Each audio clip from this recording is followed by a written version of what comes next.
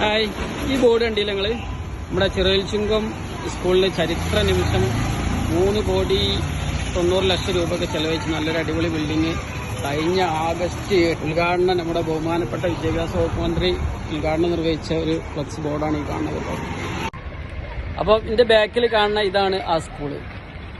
ഇതിപ്പോൾ ഏതാ മാസം? ആഗസ്റ്റ് കഴിഞ്ഞ് സെപ്റ്റംബർ കഴിഞ്ഞ് ഒക്ടോബർ 6-ാം തീയതിയായി. 2 മാസമായി ഉദ്ഘാടനം കഴിഞ്ഞിട്ട് ഇപ്പോഴും ഈ സ്കൂൾ അടഞ്ഞു കിടക്കുകയാണ്.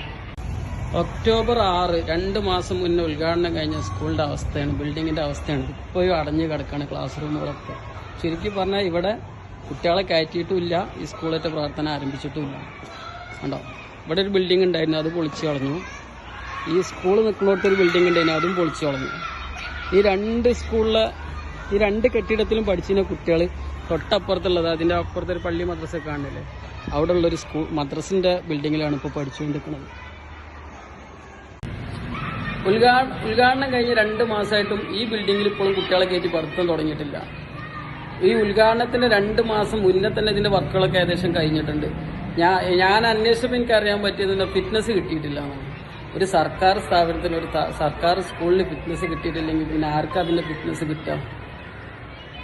അതായത് ഇതിന്റെ ഉത്തരവാദി ആരാ? മുനിസിപ്പാലിറ്റി ആണോ അതോ ഇവിടുത്തെ കേരള സർക്കാരാണോ? PTA അവരെ കൊണ്ട് പറ്റുന്ന രീതിയിലൊക്കെ അവർ ശ്രമിക്കുന്നുണ്ട്, പക്ഷെ നടക്കുന്നില്ല എന്നാണ് ഞാൻ മനസ്സിലാക്കുന്നത്.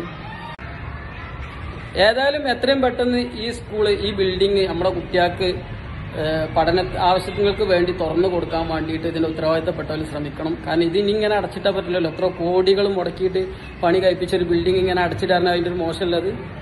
അപ്പൊ ഇതിന്റെ അവസ്ഥ അറിയണമല്ലോ. എന്താന്ന് വെച്ചാൽ നിങ്ങളൊന്ന് അറിയിക്കണം.